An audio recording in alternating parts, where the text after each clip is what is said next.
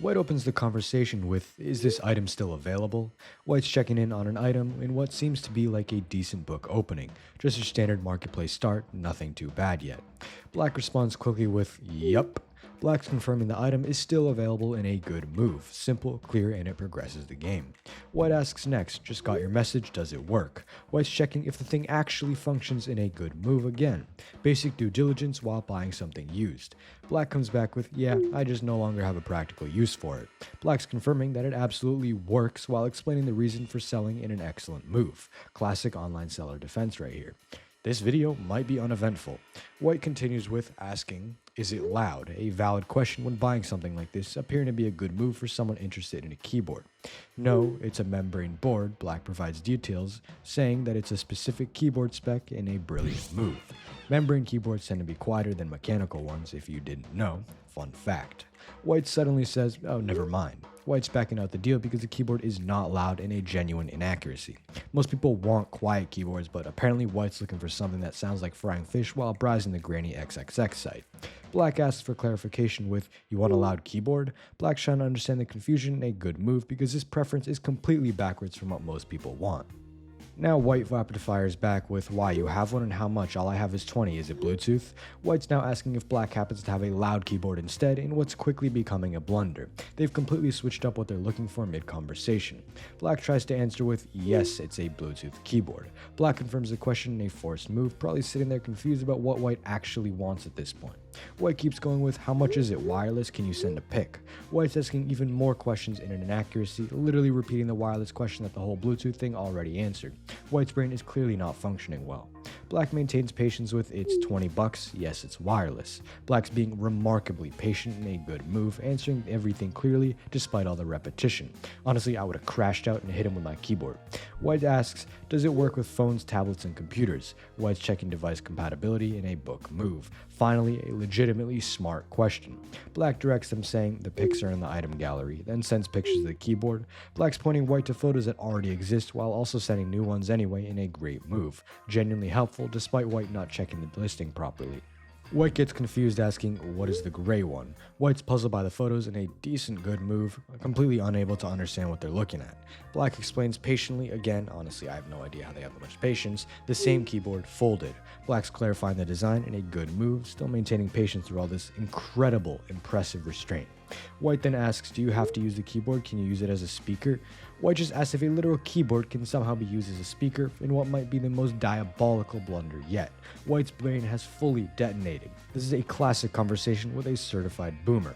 Black states the obvious with, "It's just a keyboard." Black spelling out what should be painfully obvious in a good move. Their patience at this point deserves a medal. White finally admits with, "Never mind, I'm looking for a Bluetooth speaker." White just revealed they wanted speakers this entire time in the most outrageous move possible. White just spent the whole match asking detailed questions about a keyboard that they actually wanted a completely different item. White wasted everyone's time because they simply can't read a product listing properly. What a dumbass. Next, White leads with, "All the best for today. I will be thinking of you. Lots love, Granny.xxx." This is either accidental or Granny is on some truly freaky timing. Nobody should visit that site. Trust me, after an hour of investigating the videos, it is absolutely not worth clicking that accidental mistake. Black immediately resigns after seeing this, and honestly, who could blame him? Everyone would resign if they got this from their nana. Yes, everyone, me and you included. Next, White kicks things off with, "Hi, are you still selling that Mercedes car?" White starts with a decent book move. Pretty straightforward car inquiry here. It's simple, but very effective. On another note, who the hell likes Mercedes? I'd rather ride my boyfriend's car. Black fires back with, "Yeah." Black's confirming the car is still up for sale in a good move. Keeping it simple and clear, the match slowly starting, but it's slowly progressing as well. White follows up asking, "Can you send a photo?" White's requesting pictures of the car in a smart move. This is standard procedure when buying a car online, totally normal behavior. I always ask for pictures before I pick up the lube and cucumber from my local farmer. Good move. Black sends a selfie like a dad's Facebook profile photo. Black completely misunderstood the entire assignment in what can only be described as a hilarious blunder. The kind of awkward angled photo that middle-aged people post on Facebook when they're trying to figure out their phone camera. White has to clarify with, "No, I mean of the car." White's now stuck having to explain the incredible move obvious in a forced move. White wanted pictures of the Mercedes, not a selfie from a fine shite. Next, White kicks things off with, "Here's why I will never get the vaccine. Read it or live in denial." White's launching straight into an anti-vax gambit in what's clearly a horrible opening. White's deploying fear tactics while presenting this as a simple choice between truth or denial with absolutely no middle ground. Inaccuracy. Black immediately counters with, "The Gateway pundit is trash that fuels far-right conspiracy theories." Black's attacking the source right out of the gate with a brilliant move. Black's not even bothering to engage with the content, just going straight for the credibility of where this information came from. White tries sarcasm with, "You're right, go get your booster for COVID and the flu together." White's being sarcastic about standard vaccine recommendations and an inaccuracy. White's attempting some kind of reverse psychology, like that's somehow gonna be effective. Black shuts it down simply with, "Already did." Black's destroying the entire sarcasm gambit in a great move by casually revealing they're already vaccinated. White's entire gambit just failed instantly. White keeps pushing with, "Double up, you can't have enough protection." Me, I never wear protection. Anywho, White's continuing the sarcasm in what's becoming a pathetic mistake. White's mocking the idea of protection because their earlier approach completely failed. Black escalates asking, "Is the earth flat too?" Black's now comparing anti-vax views directly to flat earth theories in an amazing move. Black's grouping White's beliefs with some of the most ridiculous conspiracy theories that exist. Definitely a good move. White gets defensive with, "Very foolish, do you have a collage degrees?" Speaking of college, help me find images on my Discord server or I will drop out and it's all your fault. If you're going to question someone's education, at least spell it right. A catastrophic blunder. White's questioning Black's intelligence while proving their own lack of it. Black continues the pattern with, "Was the moon landing fake?" Black's adding yet another conspiracy theory to the growing list in a good move, building a pattern of increasingly unhinged beliefs. White suddenly pivots with, "No, but you are a fake son." That is a true statement. White just called Black a fake son out of nowhere in a horrible blunder. White's completely pivoting away from the vaccines towards personal attacks about family relationships for no reason at all. Remember, politics should never get in the way of your personal relationships. This is serious facts.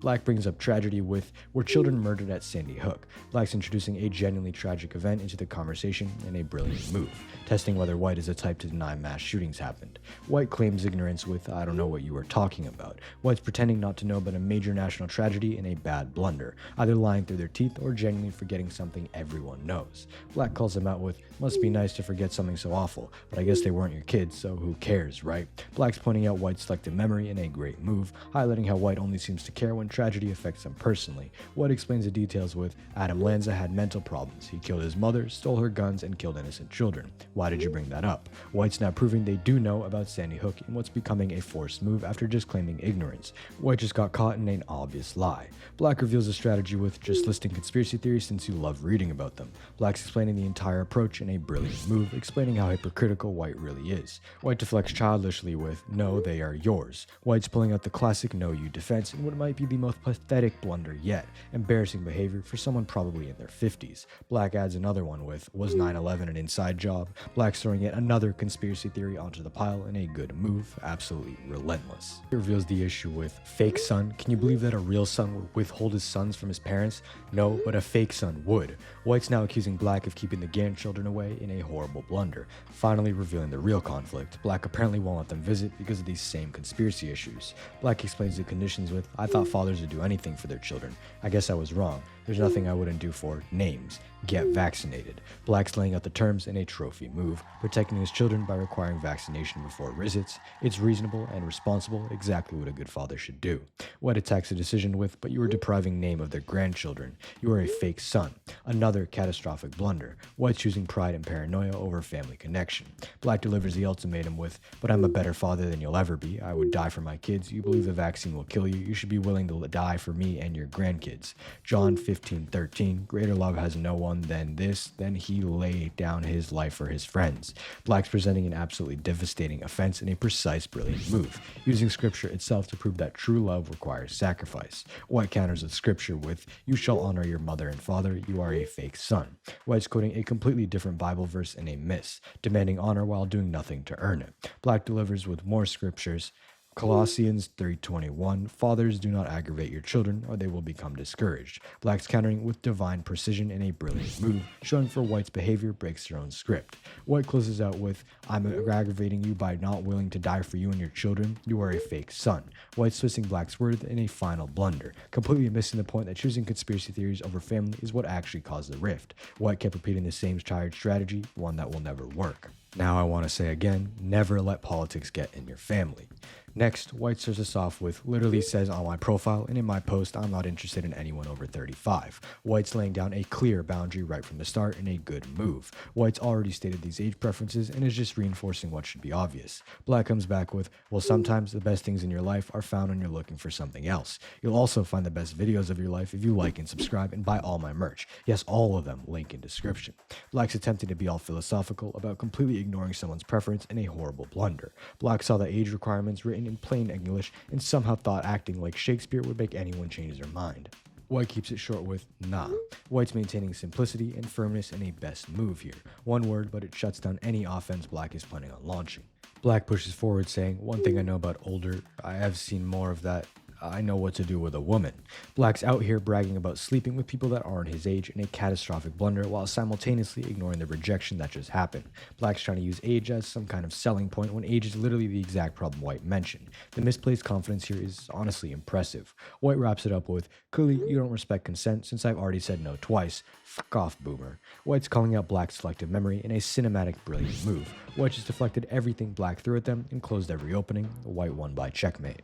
Next, White sends an image with a love note quote that says, just sending you a note to say, I love you. White sharing a typical old people image quote in what seems like a wholesome opening. This is exactly the kind of thing boomers post all over Facebook with flowers, soft lighting, and way too much cursive font. Black responds warmly with, aw, I love you too. Look at you with all your fancy phone tricks. Black's being incredibly sweet and supportive in a brilliant move. Black's encouraging White's attempts at using phone features while returning the love. It's genuinely wholesome. I wish my dad never left me. White drops the bomb with accident, good night. White just revealed the entire love note was sent by complete mistake in a catastrophic blunder. I'm not sure if the image quote was the accident or if they're calling Black the mistake. Either way, it is brutal. Basically saying, didn't mean to say I love you, I'm out. My wish came true. He did become just like my father at the end. Next, White opens the match with, yeah, just got out of therapy. White starts the game fresh out of therapy, which is typically not a good idea to talk to people after, but hey, it is still doable. A good book move by White. Black responds with, did they say you love your dad? Black immediately asks about Dad and not White's well-being. This isn't gonna go well. You can easily tell all of this or a huge chunk of it is caused by this dad. A really bad mistake by asking this too early. White hits back with, no, they said he's a bully and a jerk. White reveals the therapists are on her side, obviously. Forced move, but for this so-called dad to be the topic of therapy is a bad omen, and therapists should not be on anybody's side. Black tries to defend with, they can't say that. Black immediately runs defense for her husband in a miss and disregards the therapist and the feelings of her own child. Living in this household must have been hell on earth. White asks why. This short response and defense shows a lot. White is probably tired of all this, and now having to argue with her mother over it must be mentally draining. A forced move. Black hits back with, didn't you just go the other day? Does our insurance pay for that? I don't think it's healthy to say that as a therapist. We already know he's a bully. Black doubles down on running a tight defense for her husband and immediately starts to pivot the topic to finances and insurance, quickly discrediting the therapist even though she knows her husband is a bully. It's honestly just sad at this point, knowing someone is bullying your child, having the possibility to do something about it, but choosing to defend him instead. Absolute blunder by Black.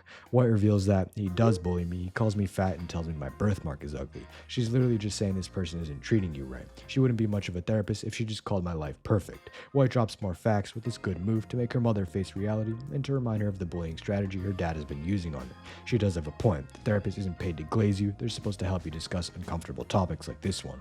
Black unsurprisingly runs defense again with, I understand, but I would think she would try to make you think about another side. He is your father and I think you know he loves you very much. I know already his faults. I could walk away, but I don't want you to, no matter how mad you are at him at times. I think you should learn to deal with his faults. Stay away from him when he is the jerk and a bully. We have had talks about sometimes how nice he can be. Remember when we went to Caseville? I am not sticking up for him, but I do know he loves you. Black triples down again, running this flimsy defense with a hint of gaslighting this time. She really recommends just running away when he starts being an asshole, and then returning when he calms down like everything's normal again. This kind of thinking is absolutely cooked and flawed. Then she tried showing proof that dad cares about her with these basic trips, like that's supposed to make up for every shitty thing he's done. Blunder.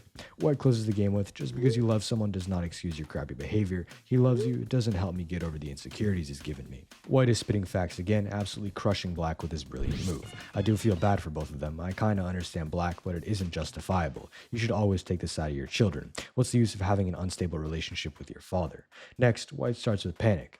Please help me. I am in longitude 0.0 and latitude 0.0. Please help me. Those exact coordinates place you in the middle of the Atlantic Ocean, just off the coast of Africa, also known as Null Island. This is either a genuine emergency, a bizarre GPS glitch, or someone accidentally messing around with Granny's phone again.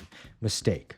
Black responds, worried, "Grandma, what do you mean?" Black's completely panicking because their grandmother apparently just announced she's stranded in the middle of the ocean. It's a forced move born out of real concern. Black's genuinely alarmed by what sounds like a terrifying situation.